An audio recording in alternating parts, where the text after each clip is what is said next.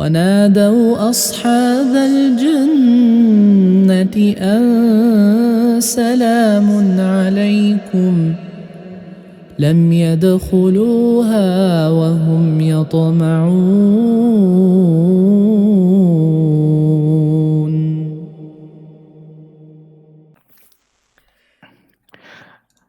So, Bismillah ar-Rahman ar-Rahim. This is Abdullah talking. If we did not meet in the Tajweed course last year, I'm originally from Egypt. I'm 29 years old. I'm not a member of the TUE or a student. I'm a member of Salam Group. And I traveled to the Netherlands 1.5 years ago. I'm learning Dutch right now, but still not that good to give a course in Dutch. Of course, I'm originally Arabic. I spent all my life learning, speaking, and getting better in the Arabic language and also in the Tajweed. So, inshallah, we are going to follow this course, and hopefully, it's going to be beneficial and it's going to be a first step towards a better knowledge of the language, inshallah. So, this is the quick introduction about myself. To our lesson today, the outlines will be an introduction about the course. First is why are we learning Arabic? This is some reason that I have off the top of my head, and hopefully you will have also an input on that. Some consideration about the course. We will go over the alphabet, which I assume you already know, some short and long vowels, and already basic knowledge about them.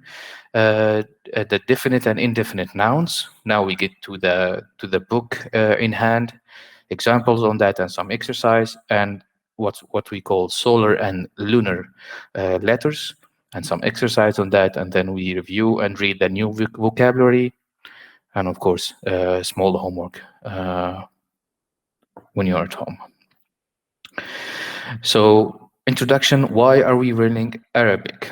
Before I start anything, I, of course, need to know the niyyah and the intention behind what I'm going to spend my time into. And the Prophet said, إِنَّمَا الْأَعْمَالُ بِالنِّيَّاتِ وَإِنَّمَا لِكُلِّ امْرِئٍ مَا نَوَى. That all what you do is based on your intention, niyyah, and whatever you have in your niyyah will decide if this what you do is going to be a good or a bad thing. What we're going to discuss about now is some reason that you can have as a niyyah in the back of your head while studying Arabic. The first thing, this is the language of the Quran, the language of the Lord of the Word of God, and it is any translation of it is called a translation. It's not the Quran in English or the Quran in Dutch. It's a translation of the Quran, and it will still on the Arabic tongue. The Prophet sallallahu alaihi wasallam said, and Uthman ibn Affan radiallahu anhu قال, he said, قال رسول الله صلى الله عليه وسلم, the Prophet said, خيركم من تعلم القرآن وعلمه. The best amongst you is the one who learns the Quran and teaches it. You can definitely take learning the Arabic language as the way to learn the Quran, because the Quran was originally in Arabic and still till now. And it's really, really important to understand it, to also understand the language. And what's around the Quran, the language of the Prophet ﷺ himself, therefore his Sunnah, not only the Sunnah, all the knowledge and the studies that you study in Islamic studies in any university, or if you get into a course that has an Islamic studies, it will all originally was in Arabic. Of course, there is a translation of it into any language, but originally Tawheed, Aqidah, Fiqh, Seerah, Hadith, and all the Islamic knowledge that was done since the Prophet ﷺ was done in Arabic. So learning Arabic is really beneficial in that way.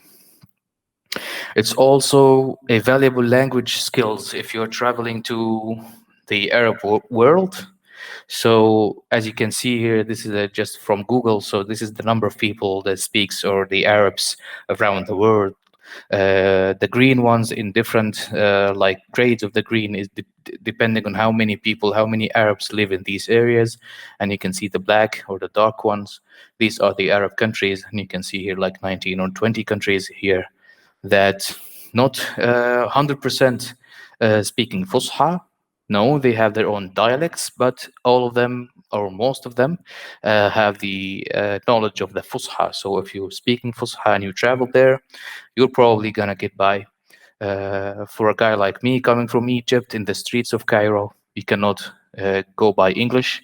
You can go in the hotel, probably on the beach, but you're not going in the streets of Cairo by English. There is not a lot of people that speak English there. So that means Fusha will come very, very important. And I also know people myself. I know people coming from Singapore, Indonesia, Malaysia, and this part of the world, and they are coming to Cairo to study in Al Azhar University, the Islamic studies there, and they speak Fusha and they get by very, very nicely. And I personally like them very much because they remind me of Fusha when everyone else is speaking the Egyptian Arabic.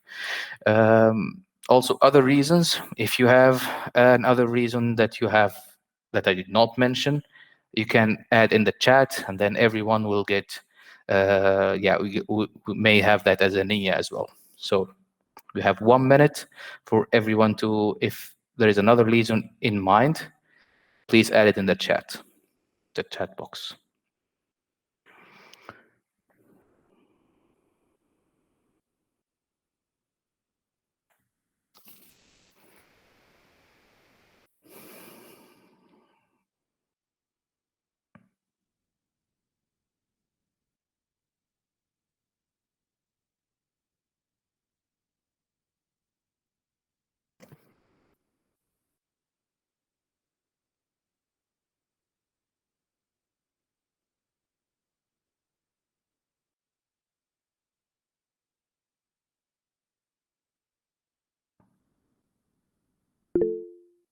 Okay.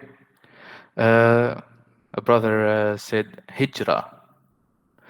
MashaAllah. The continuation of the hadith, إنما الأعمال بالنيات وإنما لكل امرئ ما نوى, and this is a fundamental hadith in Islam. The continuation is فمن كانت هجرته إلى الله ورسوله, whoever has his hijrah to the Prophet, to Allah and his Prophet, فهجرته إلى الله ورسوله, then his hijrah is going to be counted as a hijrah to Allah and his Prophet. وَمَنْ كَانَتْ هِجْرَتُهُ لِدُنْيَا يُصِيبُهَا, and whoever has his hijrah to dunya or anything, job or money, أو امرأة ينكحها, for a woman to marry, فهجرته إلى ما هاجر إليه, then his hijrah is to whatever he's going to do a hijrah to. So it's not going to be counted the hijrah to Allah and His Prophet. This is actually the continuation of the hadith. So hijrah probably in the future is also niyyah for some brothers as well. Barakallahu feekum. So we go forward with the introduction. Some considerations that we have here, the prerequisites. Please have this knowledge of the Arabic letters and reading rules, so at least you can read. Otherwise, it will be really difficult if you don't know the letters and how to pronounce them. So I advise you to start with that first and then go into the Arabic 101. Because I'm going to read, I'm going to consider that you already have this knowledge, not in the best or an excellent way, but it's just a basic that can you get by and build on it, inshallah. And also, I will be talking English. Probably in the future, we're going to do that in Dutch, probably when I get better, inshallah, in Dutch. But for now, English understanding is going to be also required for this course. So this is a link to a course. Inshallah, you'll have this PDF as a this presentation as a PDF, and this is a link to the Madinah Arabic book. This is the reference we're going to go through. We are not going to go through the book itself, but I'm going to follow the curriculum in this book. You can visit this link. It's open source. You can see the Arabic version, the English version. You can see some handbooks there, some voices that the teacher recorded himself for some pronunciation. But for me, the slides of this course will be enough, inshallah. I will try to get the best of what's there and put it in the slides, and also some exercises and more materials in these slides. So if you follow The slides in our course, it will be enough, inshallah, to get you through the knowledge in the book. And yeah, if you want more, you can definitely visit and read. So we start with the first topic that we have today, which is the alphabet, حروف الهجاء. So I'm always going to say the Arabic term. Hopefully, after a few lessons, or maybe the next course, I'm going to start completely talking in Arabic, probably. But for now, I'll say the English part, I'll say the Arabic part, and I also have harakat here, or movements that we have, so that you can also read it if you want. So it's called Huruful Hija, the Arabic alphabet, and there are 29 letters. Yeah, they are 28 when you are memorizing them from Alif to Ya.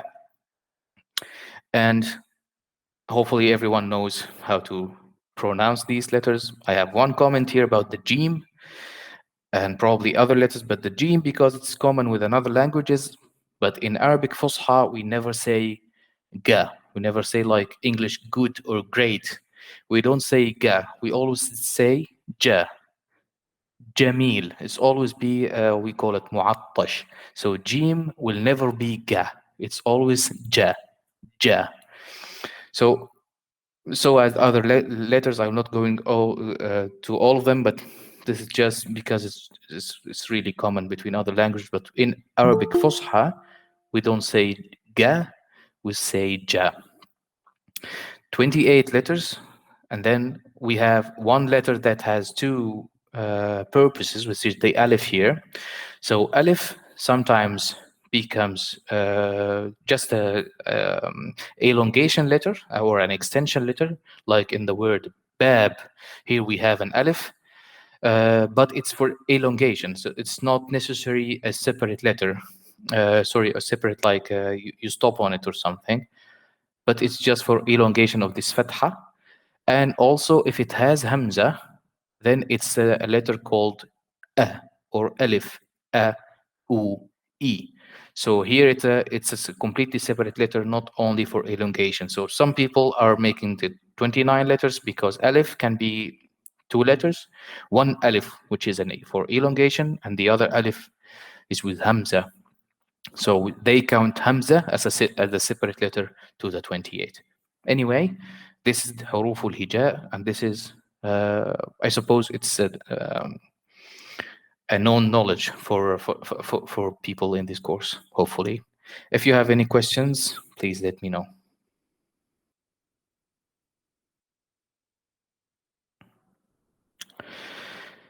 Now we go to the next part, which is علامات التشكيل,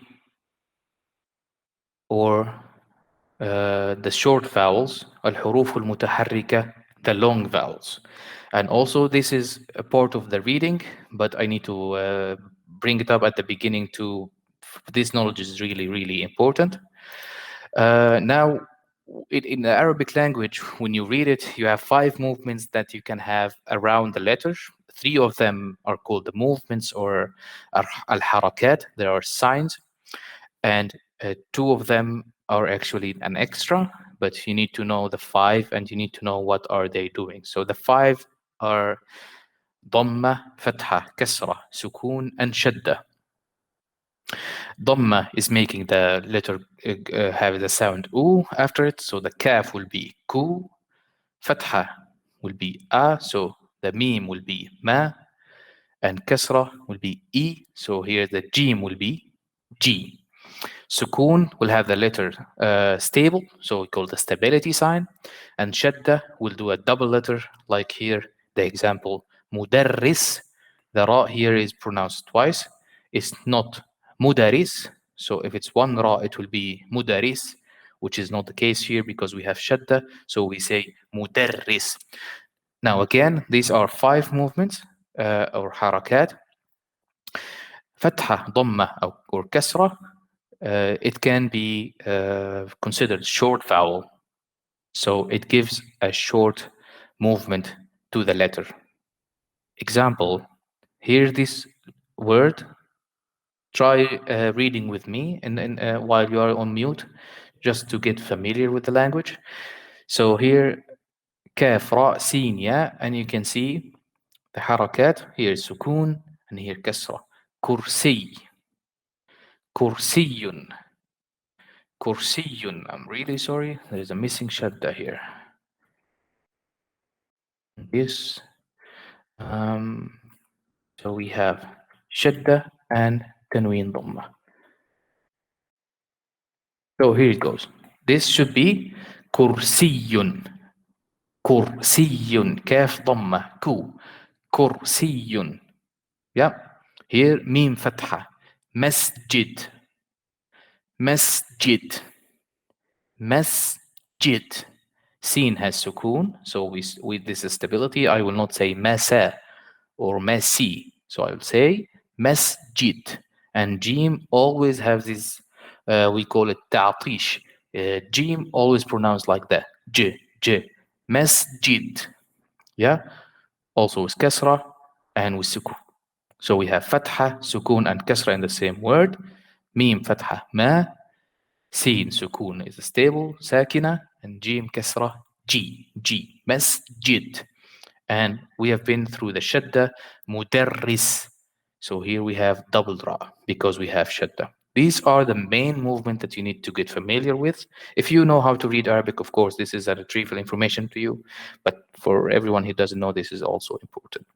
Let's go from short vowels, which is dhamma, fatha, and kasra, to a long vowels. So it's a movement, but it's just a bigger movement or a longer movement. And here comes the main vowels and the main three letters in the Arabic language, waw and alif and ya. So the elongation of dhamma is waw. So here we have, in this word, we have the ta with dhamma, but we have waw after it. So it will be a longer dhamma. So this will be pronounced maftuh, maftuh, maftuh.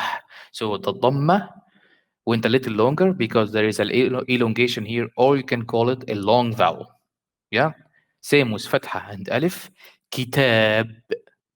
See the ta here was fatha, and we have alif after, so this is a longer fatha. Kitab.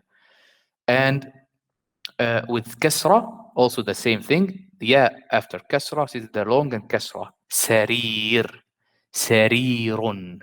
Sarirun. See, the kasra here is elongate, the longer kasra. Sarirun. Now, in this word, we have waw and we have alif. Which of them is elongation or a vowel, and which of them is not? Here we have waw with fatha. So this is pronounced wa. This is pronounced wa. This is not an elongation letter. An elongation or a vowel letter will be sakin. It have sukoon on it, and most probably you will have the same movement before. So dhamma will have waw, fatha will have alif, and kasra will have ya. But these are stable letters. This has sukoon on them. These are the elongation letters, but here the waw with fatha is not an elongation letter. This is pronounced wa. Alif with fatha pronounced a, with kasra pronounced e, u, and also with ya. If ya has fatha, kasra, or dhamma, it's pronounced ya, you, yi. But if it's sakina, it has sukoon, then it's a vowel, so it's elongation of the previous letter. So we have maftuh, kitab, sarir, because these three does not have their own movement. I hope this part is clear. So this is the difference between the waw when it's a vowel and between the waw when it has its own movement. Wa, wu, we. So the waw itself is a letter and can have the three main movements, but once it's stable, it's an elongation letter. It's an elongation letter. Okay, so we go further. Please, if you have a question, stop me or send in the chat, and I have it open. Now we go to the next topic that we have today, or the next point that we have today is the definitive or the definite and indefinite nouns. As of English, if you say a book or a pen or a house, this means that it's an indefinite thing. We don't know which house. It's an a house, an indefinite, right? And if it's definite, we'll say the house, the book, okay, the pen. In Arabic, we have the same thing. So in Arabic, an indefinite noun like a or a an in English, it has a tanween at the end. It has a tanween at the end. So if we have a tanween, like a double of the haraka, at the end, that's probably a noun that is an indefinite noun. An example for that is a house. Baytun, baytun, a book, kitabun. You see, there's a tanween at the end. The tanween at the end means that this is an indefinite thing. This is a book, but we don't know which book. Uh, a pin, qalamun. A man, rajulun. Again, I will say these words again. بيت باء فتحة بيت كاف كسرة كتاب قاف فتحة لام فتحة قلم قلم رجل. So these are words that has tanween at the end, so they are indefinite. Now, to make these definite, of course, if you have a name, even if it has tanween, it's a definite thing. So if I say Muhammadun, Mahmudun, Tariqun, even is it has a tanween at the end, but still a definite thing because we know the name of somebody. But if it's just describing a house, a book, a pen, or anything, then it's indefinite. And of course, there is a way to move it from an indefinite position, the noun, from an indefinite to a definite, which is the alif lam, which corresponds to the in English. So we have alif lam, we put it in the beginning of the word that converts the word from an indefinite to a definite noun. So if I want to change a house from baytun and I want to say a definite thing, so now I know which house I'm talking about. So I'll say al bayt. So I put these alif lam at the beginning of the prefix to the noun, then it's al baytu, al kitabu, al qalamu, al rajulu. Now, notice that these are the same four words, the same four nouns, but these are an indefinite form, had a tanween at the end, and these are a definite form, has an alif lam at the beginning, al at the beginning. Now you may notice that once the alif lam is there, then the tanween goes away, and we only have the one haraka. So the tanween is a double the haraka. The tanween is a double wow, double double dhamma or double kasra, or double fatha. So once we have al entered to the word to make it a definite thing, the tanween goes away. So this example, al baytun, is not a good thing. It's not an Arabic language and it's not correct to have tanween and alif lam in the same word. It's not actually, it doesn't make any sense. So even if you have a definite thing or an indefinite thing and the tanween tells you where you are. Is this clear so far? If you have problems or if you have something unclear, please let me know. So basically what we do, we have an indefinite and definite. An indefinite noun will be having a tanween at the end. A definite noun will have alif lam at the beginning and it will not have a tanween at the end. More example. So if I want to say this is a door, I will say هذا باب. This is a door. هذا باب. هذا, there is no alif here, but it's pronounced this way. We'll come to that next lesson, inshallah. So this is pronounced هذا, which means this is. باب, which is an indefinite thing. So I point to a door and say هذا باب. Then I want to say something about this specific door. So I will say الباب مفتوح. الباب. الباب. This is a definite thing. Now we added this there, so we added alif lam at the beginning, and we got rid of the tanween at the end to make it a definite thing. More examples. القلم مكسور. القلم مكسور. القلم مكسور. مكسور. مكسور means broken. So القلم مكسور mean the pen, because this is alif lam, the pen is broken. البيت قريب. البيت قريب.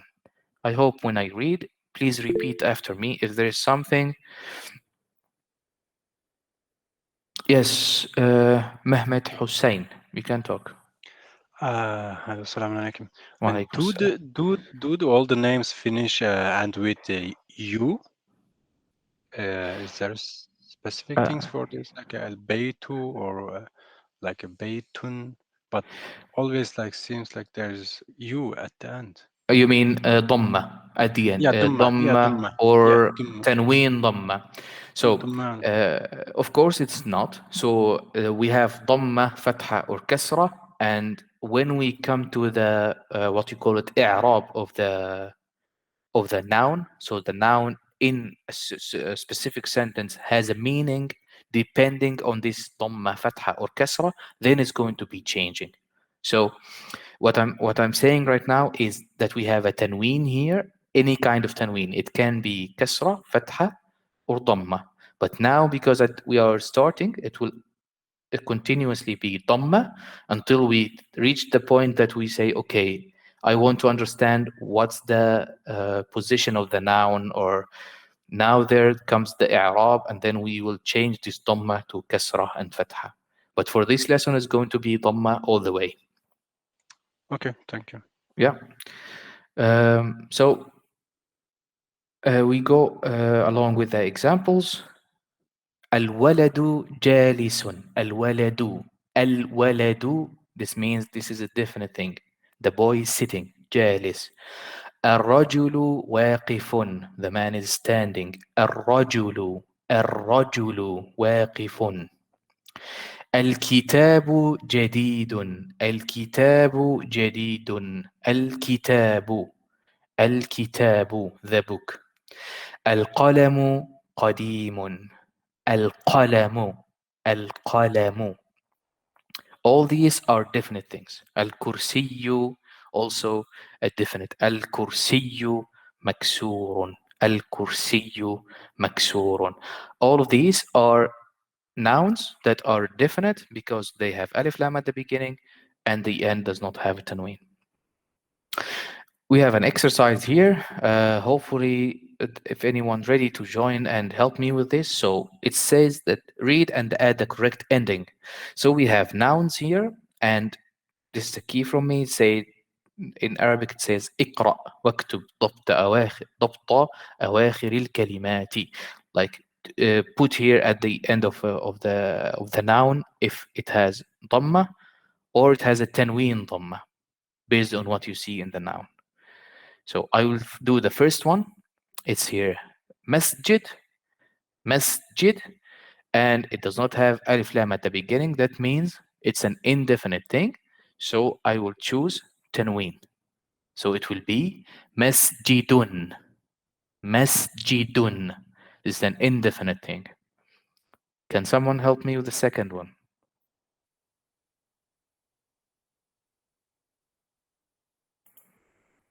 المسجد. Barakallahu feek. Next, الماء. الماء. الماء. الماء. Yeah, barakallahu feek.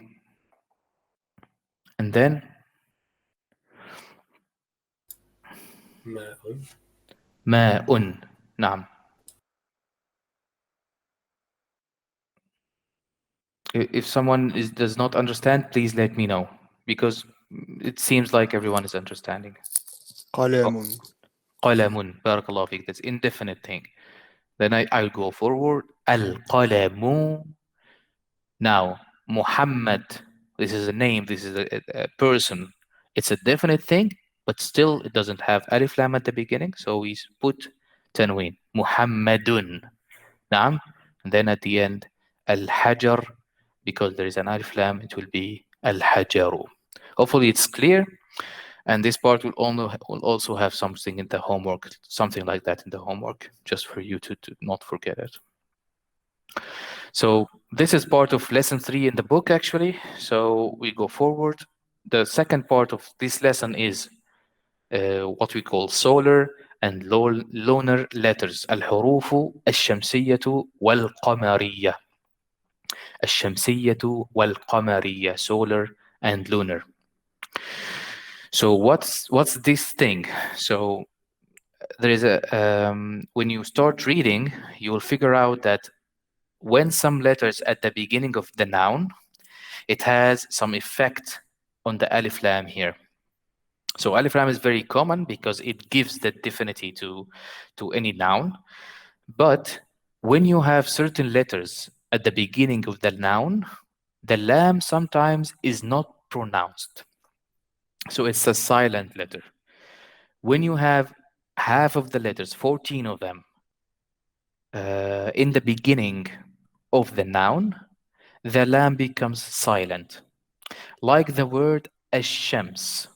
Ash-shams in Arabic means the sun. So ash-shams, if you ash-shamsu here, ash-shamsu. If you see how I am saying it, I'm going from alif a to sheen. I did not say al-shamsu. I said ash-shamsu. That means that the lam is silent here. And this is a common thing between 14 letters. If you have any of these 14 letters at the beginning of the noun, then you will completely ignore the lam and you will make this letter in shadda like this. You will add shadda. You will say it with shadda. So you'll have double of this letter. Asha, ashamsu. And because it's common and ash-shamsu, the letter sheen is one of these 14 letters, then we called it the solar letters because it follows the letter sheen, which started with the word ash-shams. That's the history behind calling it a solar letter because it follows the word ash-shams, so the letter sheen, and there are other 13 letters are like the letter sheen. So you do the same thing when there is an alif lam at the beginning. You can recognize here that we don't have anything on the lam and we have shadda on the sheen. If you remember from the Tajweed lesson, this is called a complete merging. So that means that the first letter is completely gone, which is the same here. So the lam is completely gone and you go from alif to sheen directly. There are 14 letters, and these 14 letters have a common characteristic. They have a common thing that goes into these 14 letters, and this is why we don't pronounce the lam. The thing is that we use the tip of the tongue to pronounce the letter. Like an example here, the letter noon. If you say n, the letter noon, the n sound, n. If you say the letter noon, you'll automatically see that your tongue is touching the back of your teeth because this is how you say the letter noon. And it's too hard to say the letter lam because it's also touching the same thing. When you say lam, you touch the back of your teeth, and also the tip of your tongue is touching the back of the teeth, and also with the letter noon is the same thing.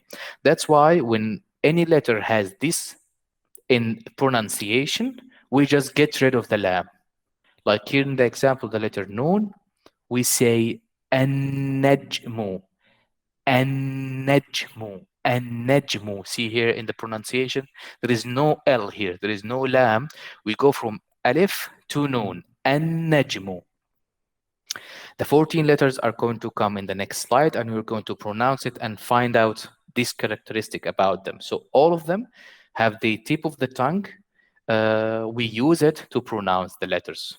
And of course, there is another 14 letters, the rest of the letters actually, that you pronounce the lam here completely, and there is no problem with it because you're not using the tip of the tongue to pronounce the letter. And qaf, the letter qaf is one of them. And the moon in Arabic means al-qamar, al-qamar, al-qamar. So al-qamar means, if you listen to me saying it, I said the lam completely. Al-qamar, and it's pronounced al-qamaru because there is a dhamma here. Al-qamaru, and all of these 14 letters are following the qaf. So we say they are loner letters, nothing to do with the moon or anything, but just because the qaf is one of these letters, and it's always compared to the sun with the shams. So we have sheen as a leader to these 14 letters, and qaf also as a leader to these 14 letters, and we call it the loner letters. So you can see here, also here at the top, and also in this example, the same word al-qamariyah and al-qamar. You can see the lam has sukoon, which is not the case when you say ash-shams. There is nothing here on the lam. And the qaf does not have shadda. So the letter after does not have shadda, which means it's not the same as ash-shams. This can be recognized if you are reading. If you're not reading and you want to remember, do I say al-najmu or an-najmu, or I say al-qamaru or al-qamaru, I want to remember and I'm not reading, then I have to memorize the 14 letters, or I have to remember this, that if you are using the tip of your tongue to pronounce a letter, then it will be like ash-shams. There is another example on al-huruf al-qamariyah, which is following al-qamar, is the letter jim. G. If you are saying G, then you're not using the tip of your tongue. And or ja, then you say the lam completely. Al-ja, al-jannah, al-jannah. I say the lam. Al-jannah, al-jannah. And you can recognize from the sukoon here and no shadda at the first letter. And this is how you differentiate between a solar letter and a lunar letter. A question: do you always have to perform ghunna when you pronounce the noon? No. You just need to make sure that you are not saying al-jana. So ghunna is in the Quran while you are reciting. This is how it was recited.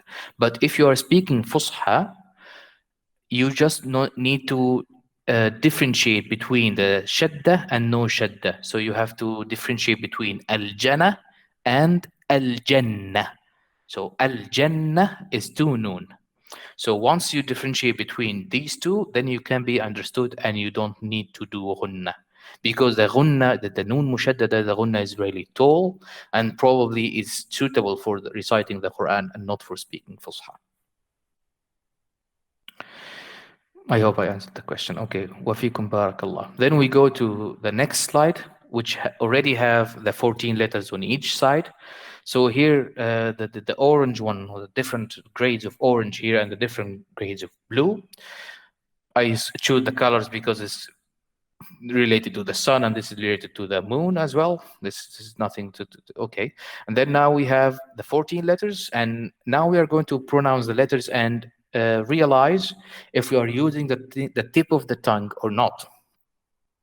So here, let's choose one like the letter ba, ba, ba. If you say ba, you did not use the tip of your tongue. But if you say the letter the, you used it. You use the tip of your tongue.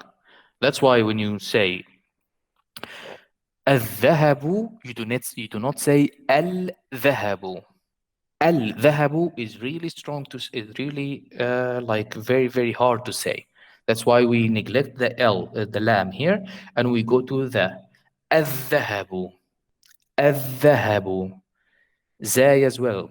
Ta, va, lam. If there is another lam after, like the word al-lahmu, al-lahmu, we get rid of the first lam and we only say this lam with shadda. Al-lahmu. An-najmu, like we said in the example. And of course, we have a shamsu along these letters. So these letters are the 14th that حروف الشمسية, the solar letters. الثوب, الديك, الذهب, الرجل, الزهرة, السمك, الشمس, الصدر, الضيف, الطالب, الظهر, اللحم, النجم. You don't need to know the translation for all of these. We'll have a shorter version in the vocabulary, inshallah, for you to memorize. But for now, this is how you say it. And you can see that the first letter and also try to memorize these. If the tip that you can get it by applying the tip of your tongue is not really helpful, then please try to memorize these. I think this is the harder way to go. الحروف القمرية, in the other hand, that we do not use the tip of the tongue, so we use the lam completely, and I will read the examples as well. الأذان, this is an alif here.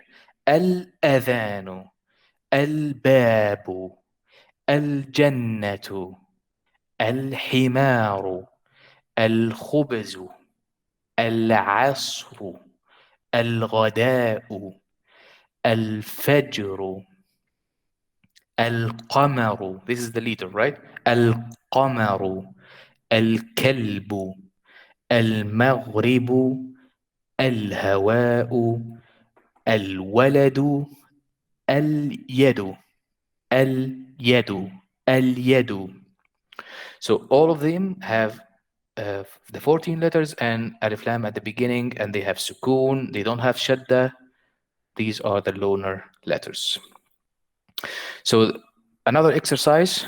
So here, read and write the following words considering the rules, the rules of solar and loner letters. So obviously, I do not have anything written on the lam and ra, or the second and third letter. And I need to know, do I put a sukoon here or do I leave it alone? Do I put a shadda here or do I leave it alone? Based on this letter, based on the letter after alif lam. Of course, I put this exercise in this page so you can go forward and see if the ra is here or not, and the other letters. But the best thing to do is to see if it's touching, that if the tip of the tongue is moving or not. This is the way that you can memorize it and know it afterwards. So here I need a volunteer as well. So please help me find out, is this قمرية or شمسية?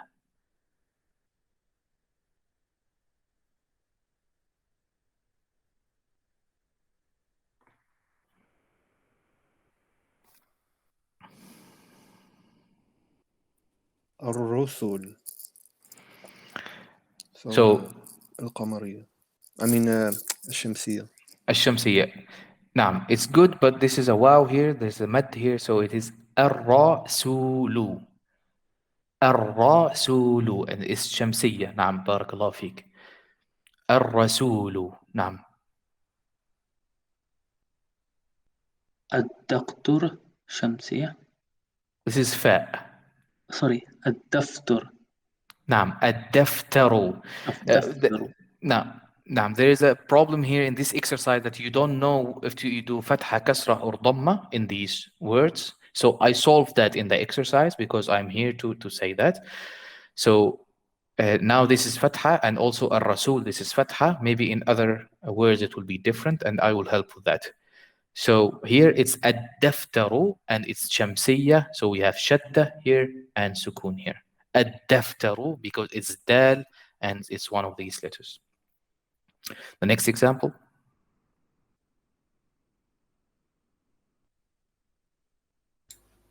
القرآن. نعم, شمسية or قمرية. نعم, بارك الله فيك, قمرية. القرآن. القرآن. So I said the lam here. القرآن. Yeah, because this is qaf and it's one of these letters. Yeah, the next one. This is actually seen dhamma, so this is su. Do I put shadda or not? This is a seen dhamma here. السكر نعم. السكر is شمسية or السكر قمرية؟ شمسية or قمرية؟ شمسية شمسية. نعم. بارك الله فيك.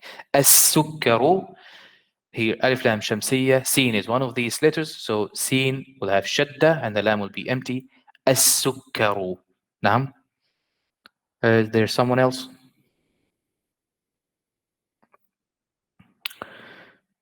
So I'll go forward. Dha is shamsiyya. So I will say الظو الظفر. This is dhamma here. الظفر الظفر. And alif is qamariyya. So I will say الإصبع الإصبع. So here I don't pronounce the lam, and here I pronounce it because of the next letter. So this is actually what, if you get out of this lesson with this knowledge, then I am satisfied. This is the new words, new vocabulary. I'm going to read. Yeah, there is one question. Please ask, or via chat if you want. Assalamu alaikum. Alaikum salam. Lunar letters for memorize. Statement of letters. أبغي حجك وخف أقامه. عقيمه. نعم. Naam. So there is, if you want to memorize this, I will also add it before sending the PDF, inshallah. If you want to memorize this in one sentence, there is one like a saying or one sentence that has all these letters. So if you memorize the sentence, then you will memorize these letters inside it. And this is what the letter that the sister said. Yeah, I thought it will be even harder for you to memorize this sentence, but I will send it in the PDF if someone is interested, inshallah. Then if you have the sentence for al-Qamariya, then otherwise any other letter would be Shamsiyya, of course. Then we have the new vocabulary. These are 18 words that it's really helpful if you memorize them. I will read it now. It's also in the recordings and in the link in the book. But I'll read it now. Try to read it after me, and please memorize it because it's going to be beneficial for next lesson, inshallah. So starting from the right top. Waladun, waladun, waladun. طالب طالب رجل رجل رجل كلب كلب قط قط. I think here there is shadda. So shadda here to be able to say it correctly. قط حمار حمار ديك مدرس مدرس إسراء بالشدة مدرس طبيب طبيب طبيب بيت مسجد باب باب كتاب كتاب قلم مفتاح مكتب مكتب السكون on the كاف مكتب كرسي الشدة on the ياء here كرسي كرسي سرير سرير. So if you have these memorized, next lesson, then it will be easier because we are going to use them in a different ways. And I think that's it for today. We are on time. thankfully. So the homework is to go over the lesson slides. It's not that complex. It's going to be more complex in the next, of course. But for now, that's good for the first lesson. Memorize the new vocabulary as much as possible. Next lesson will be dependent on them. And please do these exercises. These are the same exercises that we did before in the two topics that we talked about today, but one of them has more information here. The information that I used to do by myself, I added here. So here you have fatha on the back, but you have to decide based on the letter if you do make it lunar or solar. And please do that in your notebook so you can pronounce, also practice writing. If you write a language, especially if the especially if the letters are different than English and any other like Western language, if you write the language by your hand, it will help you a lot in the future. So probably it's better to do that even if it's really, really short and simple, but do it in your notebook by your hand. I think it will be more beneficial. Any questions about today's lesson?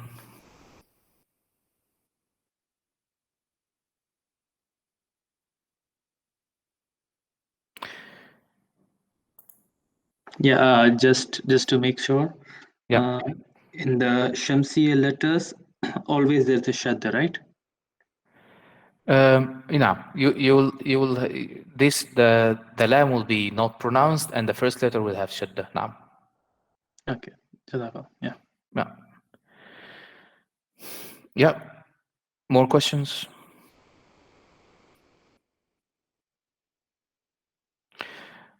وفيكم بارك الله. السلام عليكم. See you inshallah next lesson. جزاك السلام الله إن عليكم شاء ورحمة الله. الله وبركاته. Good evening. وعليكم السلام ورحمة الله.